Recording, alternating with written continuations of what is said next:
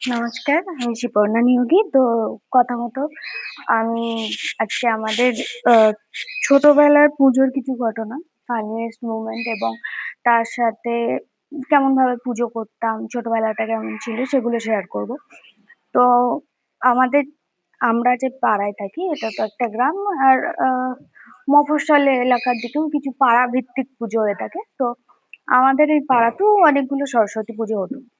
তো তখন ব্যাপারটা একটা আলাদা মজার ছিল যে একই মানে পরপর পাড়ায় আলাদা আলাদা পুজো হচ্ছে, কম্পিটিশন ছিল এই পাড়ার থেকে আমাদের বেশি ভালো করতে হবে, ওই পাড়ার থেকে আমাদের বেশি ভালো করতে হবে।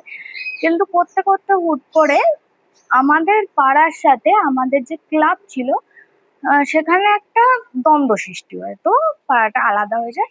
তো সেইবার আমরা পুজোয় ছিলাম না ১ম বার। তো পরের বার সবাই ভাবলাম যে আমাদের পুজোটা হবে না বা আমরা পুজো করব না। তো তাই জন্য আমি, আমার জেঠুর ৩ জন যমজ ছেলেমেয়ে আর টুকিটাকি কয়েকজন পাড়ার সবাই মিলে চাঁদা তুলে যা হোক তা হোক করে একটা খড়ের ছাউনি দিয়ে একটা ছোট মতো বাবা ঠাকুর এনে দিয়েছে। ওই আমার জেঠু যে ওই দাদা দিদিদের বাবা ওনারা গিয়ে ঠাকুর এনেছে। একজনকে ধরে আমরা যা হোক করে একটা সেট আপ করে ১ম বছরে পুজোটা করি।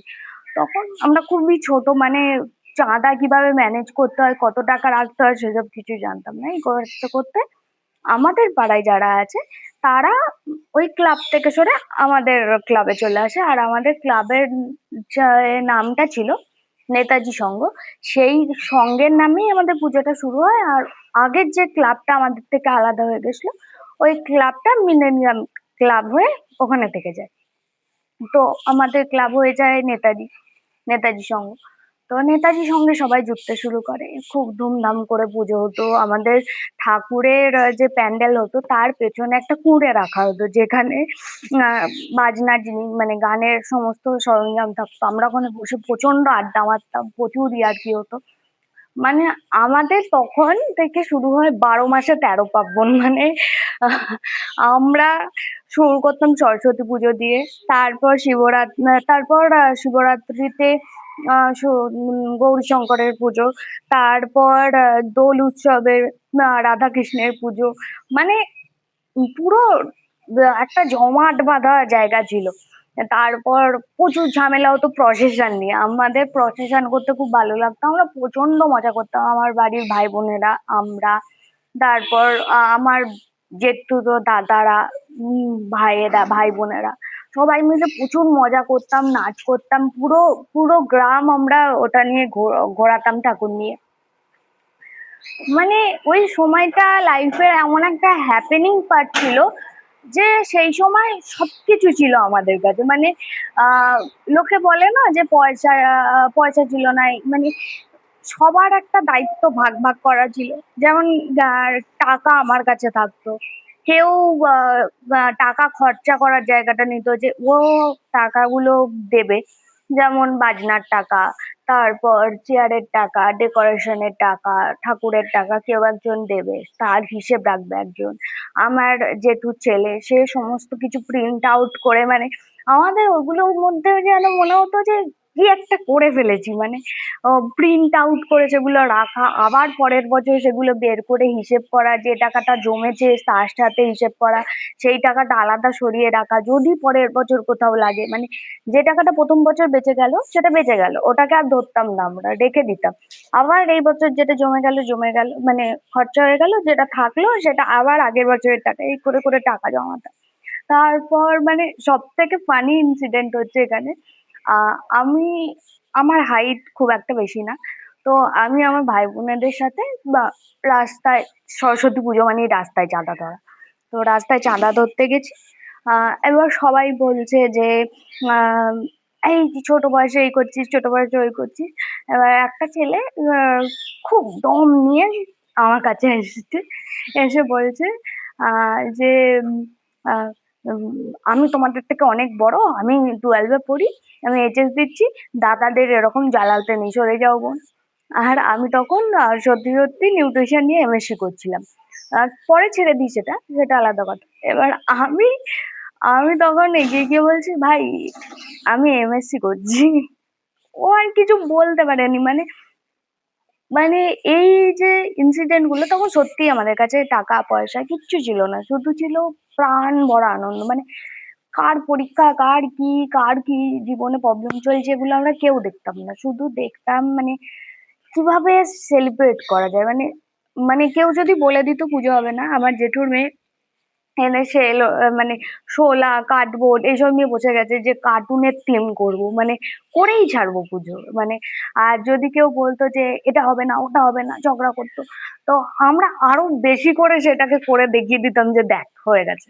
মানে আর প্রসেশন তো মাস্ট, মানে হতেই হবে, প্রসেশন ছাড়া আমরা চলতে পারবো না। মানে উফ, ওই দিনগুলো মানে কেউ জায়গা দিচ্ছে না। হয়তো এবারে এই মাঠে পুজো হয়েছে, পরের বারে ওই মাঠে পুজো করতে হচ্ছে, এরকমও হয়েছে। মানে কেউ জায়গা দিতে চাইতো না সহজে। তারপর আহ যারা দায়িত্ব নিত তাদের মধ্যে কেউ কেউ ছিল, মানে যা হয় একটা মানে সবাই মিলে পুজো করলে সবার মধ্যে একটা জিনিস চলে আসে যে না আমার কথা শোনা হচ্ছে না, আমার কথা শোনা হচ্ছে না। মানে কখনো কখনো এই জিনিসগুলো চলে আসে। তো সেই জন্য হ্যাঁ, মাঝে মাঝে ঝগড়া টগড়া লেগে যেত, তারা দল ছেড়ে চলে যেত। আবার কিছুদিন পর না চ ভাই একসাথে করি। তো আম, এইভাবে এই আগের বছর আহ অত ভালো করে হয়নি, এবছরও অত ভালো করে হয়নি, এবং তার আগের বছর পর্যন্ত প্রচন্ড ভালো করে হয়েছিল। ইভেন আহ এক বছর প্রচন্ড বৃষ্টি হয় সরস্বতী পুজোয়, আমরা সেবার হাতে নিজেরা প্যান্ডেল তৈরি করেছিলাম। মানে একটা স্ট্রাকচার দিয়ে আমরা প্যান্ডেল তৈরি করেছিলাম। আমাদের এখানে পাড়ায় অনেক দাদারা আছে, তারা হাতের কাজে মানে ক্লাস, মানে সবকিছু করে ফেলতে পারে। তো তারা সবাই মিলে একটা প্যান্ডেল করেছিলাম আমরা সবাই মিলে। তো এবার প্রচন্ড বৃষ্টি হচ্ছে, সবাই বাড়ি থেকে কারোর কোনো ভয় নেই, মানে বাজ পড়ছে, বৃষ্টি হাওয়া, মানে সবাই দৌড়চ্ছে, কেউ কাউকে ফোনও করেনি, সবাই একসাথে দৌড়েছে যে বৃষ্টি এসেছে আর সবাই দৌড়েছে যে প্যান্ডেল বাঁচাতে হবে। মানে আহ সবার কাছে সবার আগে প্রায়োরিটি হচ্ছে প্যান্ডেল, মানে আমাদের ফোনও করতে লাগতো না, এরকম অবস্থা। তো সেই গিয়ে তাকে তিরপল চাপা দেওয়া, আবার কিছুটা ভেঙে গেল, আবার নতুন করে সেই জায়গাগুলো তৈরি করা। আর বলছি পুজোর সময় এরকম হচ্ছে, সকাল থেকে খাটাখাটনি করেছি, খিদে পেয়ে গেছে, এবার সেইবার আহ পুজোর তিথি অনেকটা দেরিতে পড়েছে। একটা দাদা গিয়ে বলছে যে ঠাকুর মশাই অঞ্জলিটা পরে হবে, আগে পুষ্পাঞ্জলিটা দিয়ে নি। খিদে পেয়ে গেছে। মানে আমাদের পুজো ইটস নট লাইক যে রীতি রিবাজ এইসব মেনে পুজো হবে, আমাদের পুজো হচ্ছে আমাদের মন থেকে যেটা আসবে আমরা সেভাবে পুজো করতাম, আর সেভাবে প্রচন্ড মজা করতাম। তো আপনাদের যদি এরকম কোনো ছোটবেলার ফানি ইনসিডেন্ট থাকে আপনারা শেয়ার করতে পারেন, একই ডেসক্রিপশনে দেওয়া নাম্বারে যোগাযোগ করতে পারেন। আর মেল আইডি দেওয়া থাকবে, সেখানে জানাতে পারেন।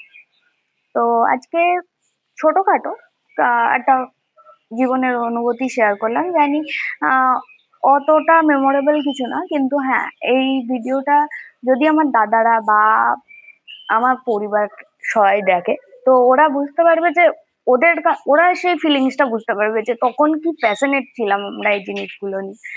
তো তাই জন্য এই ছোট একটা ভিডিও শেয়ার করলাম ওদের জন্য। আর আপনাদের জন্য তো অবশ্যই, আপনাদের না না জানালে ভিডিও করে ছেড়ে দিলাম। তো আপনারাও জানাবেন আপনাদের এরকম কোনো অনুভূতি থাকলে, আপনারা এরকম সবাই মিলে কিছু করেছেন কিনা। আর একটা স্পয়লার আবারও, একটা খুব বাজে ঘটনা একজন সাবস্ক্রাইবার, একজন বন্ধু শেয়ার করেছে, আমি সেটা পরের ভিডিওতে বলবো। চেষ্টা করবেন তার পাশে থাকার, আর আমি তো আছি। সেই ঘটনা আহ,